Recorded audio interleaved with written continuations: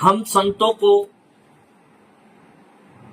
ये सिखाया जाता है कि किसी भी व्यक्ति के खिलाफ आक्रोशित होके और इस तरीके से बयान देना, मार काट के बारे में, या तो मर्यादा पुरुषोत्तम भगवान श्री राम ने कोल भील, निषाद राज, बानर, भालू, बंदर सभी को गले लगाया।